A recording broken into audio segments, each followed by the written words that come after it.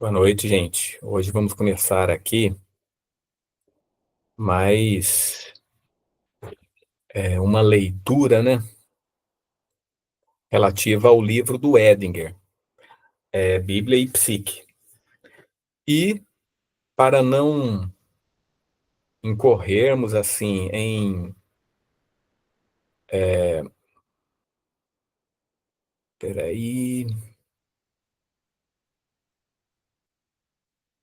Ah, meu Deus, peraí. Só tá um probleminha aqui.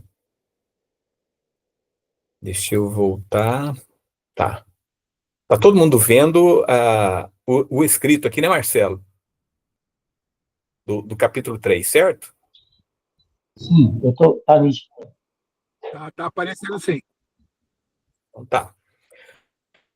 Então, e hoje nós vamos ver, né, o capítulo 3 que fala de Abraão e Yahvé, né?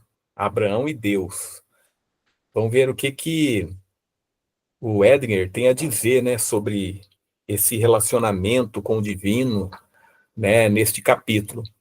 E como falado nas outras reuniões, né, eu estou usando para não incorrer em falhar com os direitos autorais, né, eu estou usando a paráfrase do capítulo, não estou citando o capítulo, né, mas uma espécie assim de resumo mais extenso do capítulo Bíblia e Psique, né? E aí vamos começar. Então, este capítulo analisa a saga de Abraão como o paradigma fundamental do chamado e do estabelecimento da relação consciente entre o ego e o si mesmo, interpretando sua jornada como a imagem arquetípica da individuação. Então a gente vai ver, né, o que ocorre na vida de Abraão ali, como isso reflete na jornada de individuação, né, a pessoa, no sentido da pessoa tornar aquilo que ela nasceu para ser, né? Mas isso em relação a Abraão. Então, o subtítulo aqui, né? O chamado, o início da individuação. A história da individuação no Antigo Testamento começa efetivamente com o chamado de Abraão, quando Yahvé ordena: sai da tua terra, da tua parentela e da casa de teu pai, né? E aí continua. Estamos diante da imagem arquetípica da vocação, né? Do chamado. Vocação tem a ver com voz, né? Então é assim, uma voz chama, né, Abraão.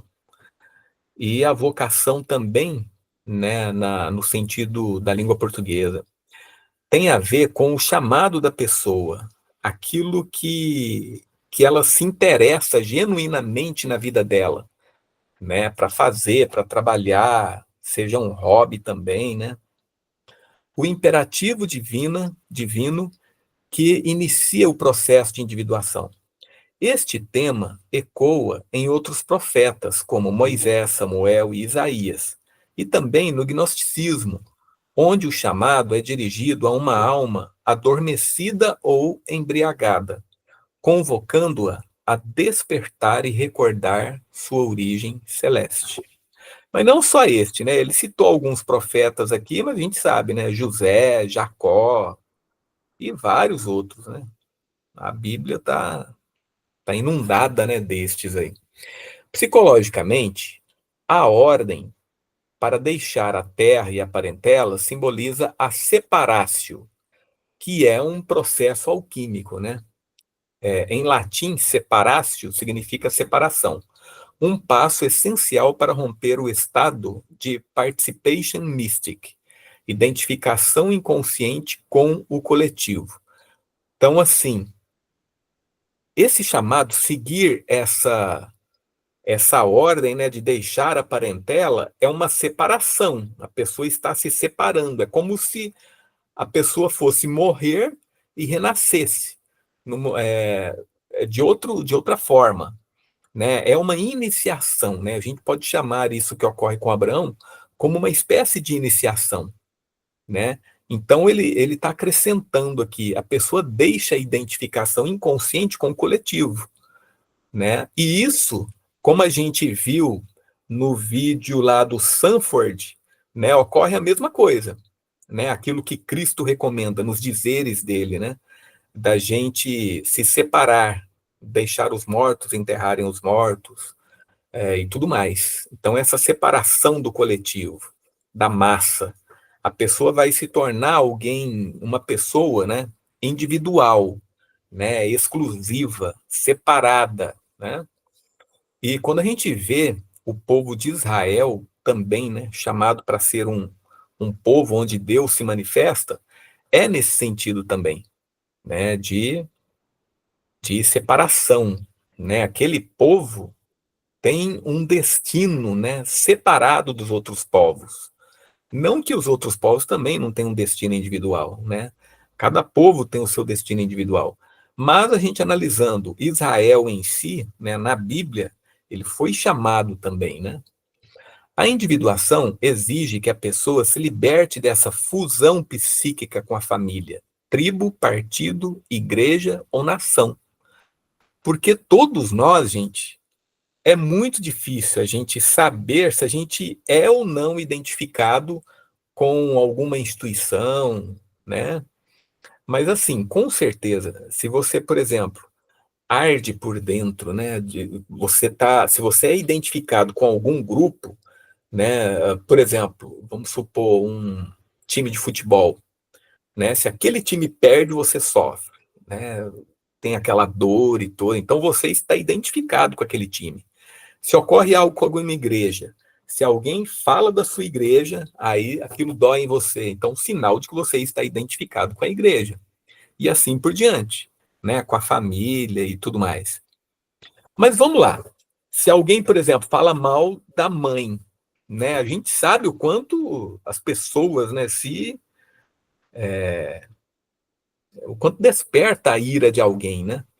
Falar da mãe de alguém ou falar da família, né? Por quê? Porque a pessoa está identificada, né? Agora, não que a pessoa não possa responder, né? Ela pode responder, mas ela vai sofrer com aquilo, né?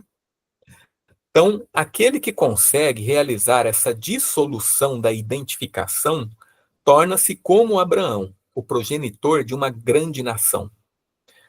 Atingir um estado de consciência individual é em si o nascimento de um novo mundo, uma ideia que Jung ecoa ao afirmar que podemos conter povos inteiros em nossas almas. Então é como se nós fôssemos uma semente. Se nós somos uma pessoa com consciência individual, né, isso é sinal de que nós somos mais criativos. É como se nós fôssemos realmente separados, fôssemos pessoas exclusivas, né? E alguma coisa vai sair dali, né? Então, se você tem filhos, esses filhos vão ser diferentes, né? Então, o chamado é a experiência irrefutável do si mesmo, né? Nós somos incapazes de não responder a isso. O centro transpessoal da psique. Como Jung descreve, a vocação é um fator irracional que impele o indivíduo a se emancipar da massa. A verdadeira personalidade acredita nessa designação com pistes, confiança, com confiança, né? Como se fosse uma lei divina da qual não se pode escapar. E a gente sabe, né? Por exemplo, para decidir sobre uma profissão, ocorre muito hoje em dia dos pais incentivarem, eu até tenho pacientes nesse sentido, né? O pai, às vezes, incentivar o filho que se escolha determinada profissão com base no dinheiro. Ah, porque essa profissão vai ser melhor para você e não sei o que e tal. No entanto, se o indivíduo escolhe aquela profissão por interesse, né? Por mais que essa profissão não renda muito lucro, a gente pode ter certeza, né? A pessoa escolhendo aquilo que tem interesse, ela vai se destacar naquela profissão. E não vai ser como todos os outros, que têm aquela profissão também, né? Então é muito diferente. Vai ocorrer algo criativo, né? Aquele que diz sim a esse destino interior da vocação traduz conscientemente em sua vida aquilo que, se vivido de forma inconsciente pelo grupo, levaria à ruína, né? Não precisa nem ser pelo grupo, né? Se você vivesse esse chamado, mas de forma inconsciente, arrastado, né? Você não sentisse nada e simplesmente deixasse a vida correr, não ia adiantar nada, né? Contudo, essa voz interior tem um caráter luciferino, pois coloca o indivíduo diante de decisões morais definitivas, misturando o mais alto e o mais baixo, o verdadeiro e o fictício, criando um abismo de confusão, ilusão e desespero. Então é assim, a pessoa que segue a voz interior, ela vai encontrar obstáculos, né, lá fora também, mas dentro também, dentro da própria pessoa, porque essa voz é a voz do centro transpessoal, é a voz divina dentro da pessoa, que vai contradizer, como é que eu vou dizer assim, associações, memórias, identificações, vai contradizer tudo isso, né? Então, o indivíduo vai entrar em conflito consigo mesmo, né? Por isso que ele fala, misturando mais alto e mais baixo. Então, vai ocorrer aquela confusão dentro da pessoa, a princípio, né? Então, as lendas judaicas complementam a narrativa bíblica ao revelar esse perigo. Segundo uma lenda, Abraão foge não apenas por obediência, mas porque o rei Nimrod, alertado por um sonho profético, procura matá-lo. Psicologicamente, isso demonstra que a honra à autoridade interna, o chamado do si mesmo, coloca o indivíduo em conflito direto e perigoso com a autoridade externa e coletiva, o rei, o status quo, né? A moda, e aí vai, né? Um padrão que se repete no nascimento de Moisés e Cristo, né? Esse mesmo padrão, né? Então, quando a autoridade externa é ameaçada, ela procura fazer alguma coisa, né? A aliança, Gênesis 15, o ritual da conexão. O capítulo do Gênesis, né, analisa o próximo encontro crucial, a aliança de Gênesis 15. Yahvé promete a Abraão uma descendência vasta como as estrelas. Além do sentido literal, isso se refere aos inumeráveis produtos psíquicos da vida de Abraão. Sua realização psíquica será transferida para o domínio arquetípico, tornando-se um conteúdo permanente da psique coletiva, o tecido estelar, o tecido das estrelas, né? Então a gente pode ter certeza, assim como a Bíblia perdurou até os nossos dias, né? Essa história de Abraão, não somente por causa da Bíblia, mas por causa da vida dele, né? Influenciou o inconsciente coletivo, tornou-se uma marca que passa de geração em geração, e influencia as outras gerações, né? Jung afirma que a questão decisiva para o ser humano é sua conexão com o infinito. Se não acedemos a isso, a vida foi desperdiçada. Essa conexão implica tanto que o ego se relacione com o eterno, quanto que ele crie um pedaço de eternidade, a pedra filosofal. E aqui ele está remetendo à alquimia, né? O ritual que ratifica essa aliança é profundamente simbólico. Abraão deve tomar uma novilha, uma cabra e um cordeiro, cortá-los ao meio e posicionar as metades uma de frente para a outra.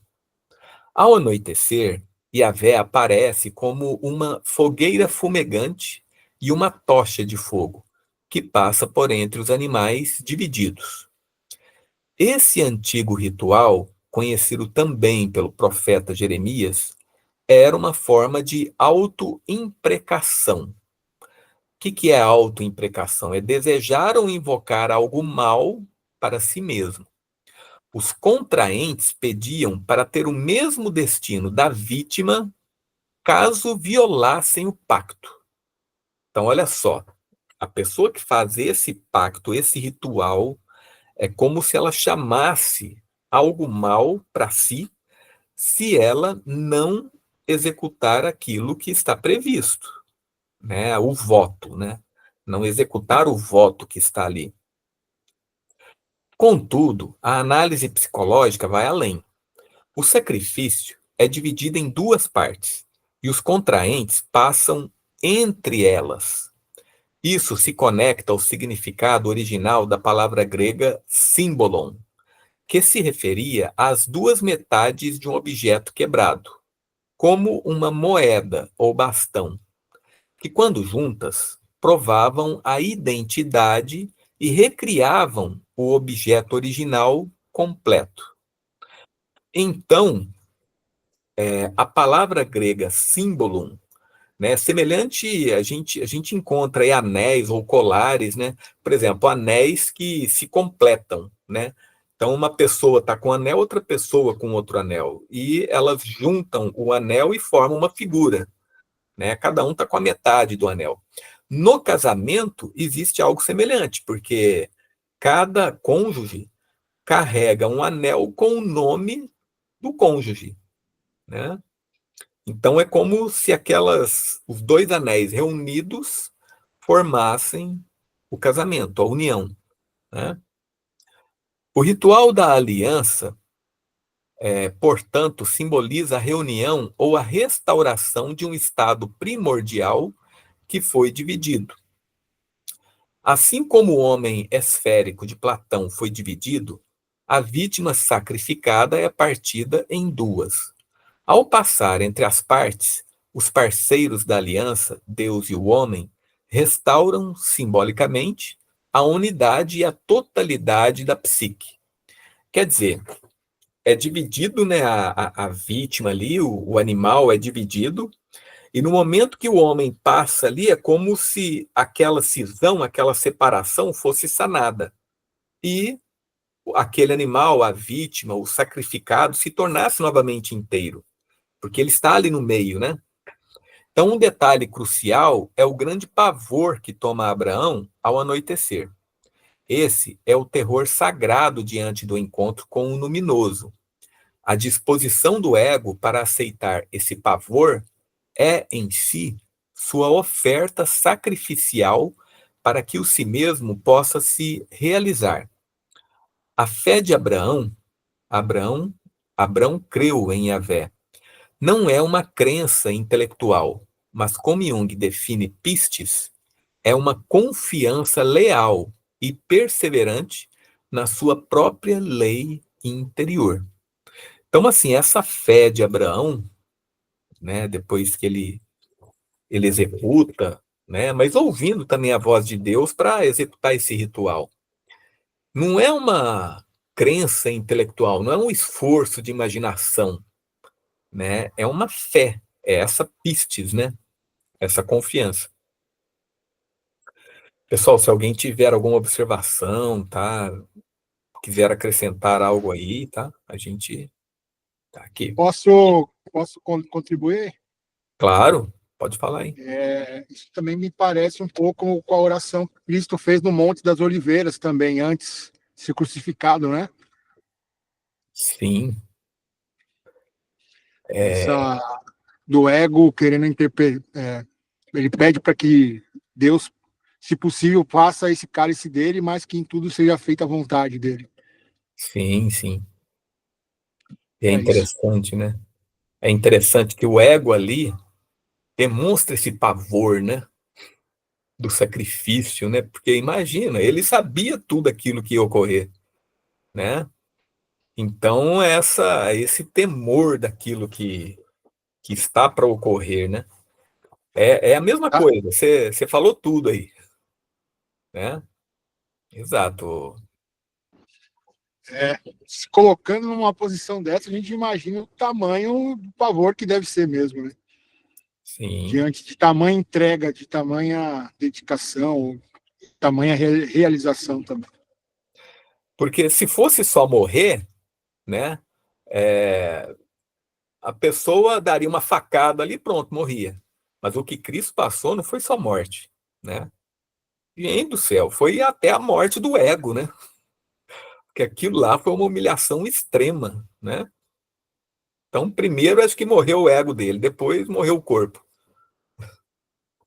Então, vamos lá.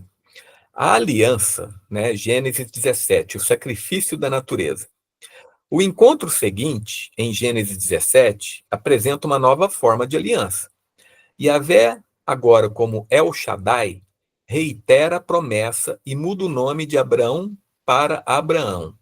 Em vez de um sacrifício de animal, ele agora exige o ritual da circuncisão, como um sinal perpétuo marcado na carne. Mas antes de prosseguir, eu fiz uma pesquisa, porque eu achei interessante esse nome, El Shaddai, né? Então vamos ler aqui. A passagem em que o nome El Shaddai surge é a seguinte: quando Abrão completou 99 anos, Yahvé lhe apareceu e lhe disse: Eu sou El Shaddai. Anda na minha presença e sê perfeito. Eu instituo minha aliança entre mim e te multiplicarei extremamente. Para Edinger, a aparição de Deus sob o nome El Shaddai marca uma nova e decisiva fase na relação de aliança. O significado deste nome está intrinsecamente ligado à exigência que o acompanha, o ritual da circuncisão. O autor analisa este ato da seguinte forma: é um novo tipo de sacrifício. Edinger aponta que a aliança anterior, em Gênesis 15, que é essa do ritual de partir os animais, né, foi ratificada por um sacrifício de animais. A aliança sob o nome El Shaddai, no entanto, exige um sacrifício marcado diretamente no corpo humano. A circuncisão é, portanto, uma alternativa para o sacrifício do animal. Castração, né? Então, castração simbólica e submissão ao espírito. Psicologicamente, a circuncisão é interpretada como uma castração simbólica, isto é, sacrifício do desejo original e não regenerado. Quer dizer, sacrifício do desejo animal, né? Representa o momento em que a libido natural, o desejo instintivo, é revertida contra si mesma em submissão a um princípio espiritual mais elevado.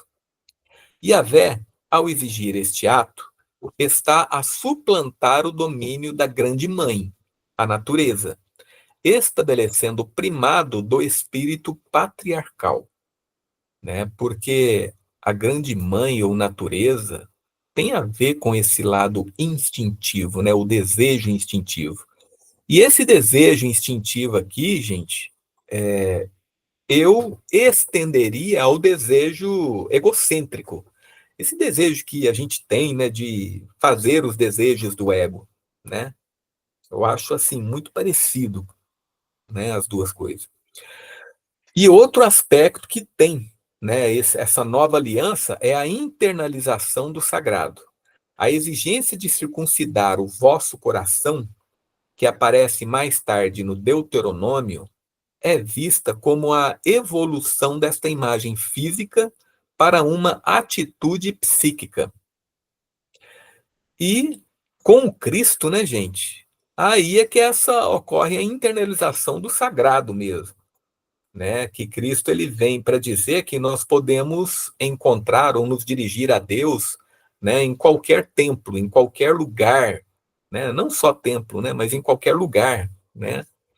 E o recebimento do Espírito Santo também. Vamos lá. Então, portanto, segundo a análise de Edinger no livro, né, El Shaddai é o aspecto de Deus que exige do ego, representado por Abraão, um compromisso mais profundo e irreversível com a individuação. É a face do divino que demanda o sacrifício da natureza primordial e do desejo instintivo, para que uma nova consciência governada pelo espírito possa nascer e ser selada na nossa carne como uma aliança perpétua. A gente vê na parte de Atos dos Apóstolos, né, onde se fala, e das cartas também de Paulo, onde ele fala da circuncisão, né? Então, a circuncisão ali é abolida, porque quando Cristo vem, né, ele diz que se fordes batizado e se creres em mim, e essa crença em Cristo não é só no nome dele, como personalidade, né? É uma crença que envolve a prática dos ensinamentos dele, né? Então, isso basta para ser salvo, né? Antes não, precisava ser circuncidado. O nome é composto por duas partes, o El Shaddai, né? El, este é um termo semítico geral para Deus. É um nome poderoso que indica divindade e força. E Shaddai, a tradução mais comum e tradicional para esta palavra é todo-poderoso. Então, El Shaddai significa o quê? Deus todo-poderoso. No entanto, estudiosos apontam para outras possíveis origens hebraicas que enriquecem o significado do nome. Uma delas relaciona a palavra a uma raiz que significa montanha, sugerindo que El Shaddai é o Deus da montanha, uma rocha inabalável e um ser supremo. A gente sabe, né, que Abraão, quando ele foi sacrificar o filho dele, ele partiu, ele foi para o topo de uma montanha, né? E Moisés encontra Deus também no Monte Sinai. Outra interpretação associa a palavra à raiz Shad, que significa seio, indicando um Deus que nutre, sustenta e provê abundantemente, como uma mãe que amamenta.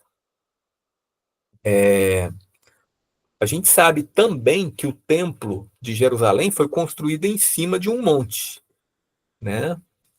E ali, em cima desse monte, foi ali que foi sacrificado, ia ser sacrificado, né? O filho de Abraão, não sei, mas ali ocorreu alguma coisa, né? Que eu não estou me lembrando aqui. O nome El Shaddai aparece em momentos cruciais do Antigo Testamento, reforçando suas diferentes facetas. Então, aparece em Gênesis 17, 1, Deus se revela a Abrão aos 99 anos, que é isso que a gente está vendo. E no livro de Jó também, o nome El Shaddai é usado com frequência, cerca de 30 vezes no livro de Jó. Ele é invocado pelos amigos de Jó e pelo próprio Jó em meio ao sofrimento, como uma forma de se referir a um Deus de poder supremo, cujo caminho nem sempre é compreendido. Agora, voltando, né, dessa digressão aí. A circuncisão é psicologicamente uma alternativa ao sacrifício animal. Ambas são formas de sacrifício. Sugere-se que a circuncisão era, originalmente, um substituto do sacrifício de crianças, ou um ritual de sacrifício à deusa da fertilidade. Na antiguidade, a grande mãe era servida por sacerdotes eunucos, os gali, que se castravam em dedicação estática. A circuncisão exigida por Yahvé é vista como uma versão mitigada desse sacrifício, na qual o princípio espiritual do patriarcado, Yahvé, substitui o princípio natural do matriarcado, como valor supremo, né? Então a circuncisão, né, gente, é uma ferida, né, que é provocada justamente ali no órgão masculino. É uma coisa que fica marcada, né, para sempre, né? A circuncisão equivale a uma castração simbólica, ou seja, o sacrifício do desejo natural primordial e não renegado. Ela tem o mesmo significado profundo do 10º mandamento: não cobiçarás. A libido natural é revertida contra si mesma, em submissão ao espírito. Quer dizer, se a gente vê a libido é uma energia da psique, né? Então, se a gente vê como um rio que corre, um riacho, um fluxo d'água, né? Então é como se a circuncisão ou esse ritual fosse um desvio, né, ali desse riacho, desse fluxo d'água, ou um dique que é colocado ali, pronto, e aí se acumula, né, aquele monte de água, e a partir disso pode-se fazer alguma coisa, algum trabalho com essa força de água, né? Um trabalho espiritual, né? Isso ecoa no dito de Cristo sobre os eunucos que se fizeram eunucos por causa do reino dos céus. Mais tarde, essa imagem física é explicitamente internalizada como uma transformação psíquica, a ordem para circuncidar o vosso coração e a repreensão de Estevão aos incircuncisos de coração e de ouvidos. Então, continuando. A visita em Mambré, o luminoso na dualidade. Em Gênesis 18, Abraão e Sara acolhem a divindade sem saber, na forma de 3 viajantes.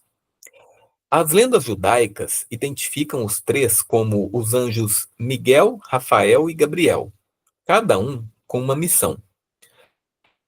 A primeira, curar Abraão, Rafael, anunciar o nascimento de Isaac, Miguel, e destruir Sodoma, Gabriel. A visita ocorre no 3º dia após a circuncisão. Tradicionalmente, o dia de maior sofrimento e perigo, que é quando, assim, talvez, né, a dor está ali, ou o perigo da infecção, né? Nos primeiros dias não tem tanto perigo, né? Mas à medida que se passam os dias, né, o contato com o ambiente externo, então pode haver alguma coisa. O 3º dia é um tempo arquetípico para a manifestação de eventos luminosos, conectando este evento ao sacrifício no Monte Moriá, à teofania no Sinai e à ressurreição de Cristo. Então, sempre é no 3º dia, né? A visita tem uma natureza dual, traz cura e concepção, e, simultaneamente, destruição, né? Sodoma e Gomorra. A lenda acrescenta que o dia estava insuportavelmente quente, porque Deus havia furado um buraco no inferno. Esse calor representa a intensidade afetiva que acompanha a ativação do inconsciente, o fogo e enxofre de Sodoma. Porque assim, né? Sempre que o inconsciente está ativo, né, ocorre algo em nós, né? Por exemplo, muitas pessoas podem sonhar com algum incêndio, com alguma coisa ocorreu, desejos, né, podem se apossar da pessoa e tudo mais. O mesmo evento luminoso é experienciado como cura e inseminação pelos aspectos justos da psique, Abraão, Sara, e como fogo destrutivo pelos aspectos pecadores, Sodoma. O momento crucial deste episódio é o protesto de Abraão, que ousa barganhar com Yahvé para salvar os justos. Esta é uma intervenção vital do ego humano, que mitiga a ira cega do divino. Então aqui é no momento em que Abraão quer salvar, né, o sobrinho dele, que se encontra morando em Sodoma, né? Então ele procura barganhar com Deus, né? E aí a gente vê a intervenção do ego. Continuando, né? O sacrifício de Isaac, a mediação do paradoxo divino. A prova final de Abraão, em Gênesis 22, revela o aspecto mais profundo e misterioso da relação ego-si mesmo. Abraão se confronta com o paradoxo desesperador de Yahvé, que primeiro lhe prometeu incontáveis descendentes através de Isaac, e agora ordena que esse mesmo filho seja sacrificado, né? A gente depara com isso aqui também no momento em que Moisés já está com, se não me engano, 2 filhos, já está com esposa, tudo. E aí ele, no dia seguinte, se eu me lembro bem, né, ele vai sair para buscar Israel no Egito. E Aí ele é ferido, ocorre uma coisa, ele quase é morto. Por quê? Porque ele não faz esse processo de circuncisão. Então a mulher dele alerta ele para isso, ele faz a circuncisão e ele é livre, né, desse paradoxo de Yahvé aqui, né? Então, por que é paradoxo? Porque são duas coisas, né, assim, opostas, né? Uma chave para entender esse paradoxo é notar a mudança no nome divino. A ordem para o sacrifício vem de Elohim, um nome mais genérico, e neste contexto primitivo, de Deus. Mas o anjo que interrompe o ato fala em nome de Yahvé, o Deus da aliança, mais diferenciado e clemente. Embora a crítica bíblica veja nisso a fusão de duas fontes textuais, a psicologia empírica vê uma transformação necessária dentro da própria divindade. Abraão é colocado na posição terrível de mediador entre dois níveis de desenvolvimento do divino. Naquela época, o sacrifício do primogênito era uma prática comum dedicada a deuses primitivos. Ao aceitar a ordem de Elohim, Abraão permite que esse impulso assassino primordial se torne consciente, possibilitando que ele seja transformado. Bem, aqui, gente, eu só acrescento uma coisa, né? Ele está falando aqui diretamente de Deus. Mas para mim, eu tenho comigo que aqui nós temos duas imagens de Deus em Abraão: a imagem de Elohim e a imagem de Yahvé. Só que a imagem de Yahvé ainda é inconsciente, né? Então, quando ocorre essa ordem para sacrificar, né, o Isaac, então ele está seguindo uma ordem de Elohim, né? Então ele ainda está inconsciente do Deus Yahvé, né? E aí vai ocorrer uma transformação. Abraão é colocado na posição terrível de mediador entre dois níveis de desenvolvimento do divino. Naquela época, o sacrifício do primogênito era uma prática comum, tal, tal. Ao aceitar a ordem de Elohim, Abraão permite que esse impulso assassino primordial se torne consciente, possibilitando que ele seja transformado. O cordeiro que aparece preso no arbusto substitui o filho humano. A energia arquetípica não regenerada, o cordeiro, é sacrificada sob a égide do aspecto mais consciente de Deus, Yahvé. Então aí, nesse momento crucial, né, quando Abraão está para sacrificar, ocorre uma transformação e Abraão se torna mais consciente de outro aspecto de Deus, que é o Yahvé, né? Então é como se mudasse essa imagem que ele tinha, né? Mudasse para Yahvé. Os padres da igreja viram Isaac como uma prefiguração de Cristo, carregando a lenha como Cristo carregou a cruz. O cordeiro preso nos chifres, ou espinhos, tornou-se símbolo de Cristo coroado, né? Porque o cordeiro que Abraão sacrificou, ele estava preso, né, nos chifres. Psicologicamente, a prova de Abraão é um convite para participar do drama da transformação divina. Ao aceitar sacrificar seu filho, Abraão espelha o ato do próprio Yahvé, que mais tarde sacrificaria seu próprio filho. Jung aprofunda essa visão. O si mesmo é aquilo que compele o ego ao sacrifício. Nessa dinâmica, Abraão, o pai ou ego, é ao mesmo tempo o sacrificador e a vítima sacrificada, pois ele sofre o golpe em seu próprio coração. Imagina, matar o próprio filho, né? É como se ele estivesse sendo sacrificado.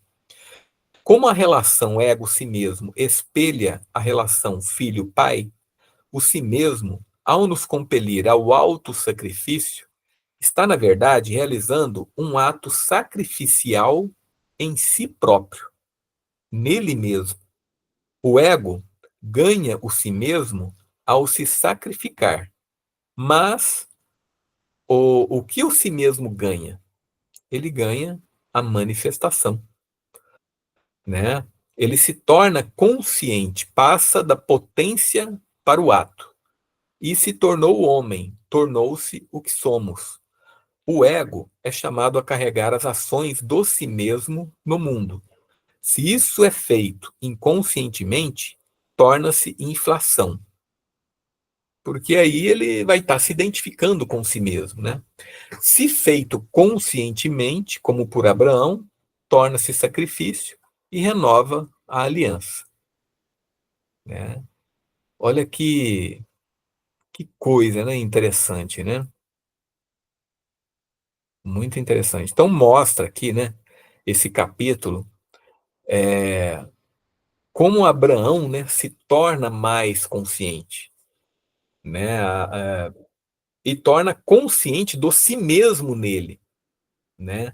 O si mesmo, ele passa de algo mais, como eu vou dizer assim, de algo não tão consciente, né? Mas para uma evolução moral, né? Não vou, não precisa, né, sacrificar, né, Isaac. E aí eu estou falando da imagem de Deus dentro de Abraão, né? Estou falando do si mesmo, que é o Deus interno, né? Ele se torna mais consciente desse eixo. Bem, gente, nós terminamos aqui a leitura. Alguém gostaria de acrescentar alguma coisa?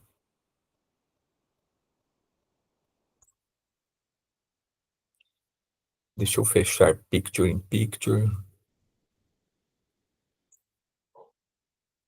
Tá muito bom aí, Charles, a aula, legal. Legal, né, Marcelo? Ah, eu só queria fazer um comentário na parte do templo, como ele foi construído no monte. É, Sim, o, quando, quando Davi levanta o censo para contar os homens em Israel, ali tem uma ruptura entre Deus e Israel, e Davi é o rei. E essa conexão com o divino ela tem que voltar, ela é rompida depois que ele faz o censo. Então, sim, como ele vê o anjo da morte em cima de um dos. Porque o Monte Moriá é uma cadeia de monte. Então, ele vê o anjo no Monte Moriá. No Monte Moriá, ele entende que o anjo ele pousou sobre o Monte Arimã. O dono do Monte Arimã é Ornã, o Jebuseu. Então, ele compra o Monte Arimã de Ornã, que fica na cadeia do Monte Hermon. E segundo a tradição judaica, é ali que vai ser construído o templo.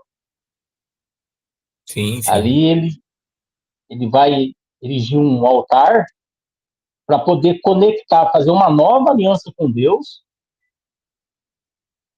Aí que vai construir o templo, mas não vai ser por ele. Então, o lugar do templo é uma nova aliança davídica. Sim. E é interessante, né? Davi não construiu o templo, e eu acho que é uma coisa que ele gostaria muito de construir. Moisés não entrou na Terra Prometida, e é uma coisa que ele também gostaria de ter entrado, né? Então a É, gente vê assim as falhas, né? Né? Mas faz parte, é, fez parte do destino, da individuação de cada um, né? é, muito bom. Então tá, gente. Vamos lá. Até mais então, e uma Valeu boa aí, noite um para abraço. vocês. Valeu, valeu.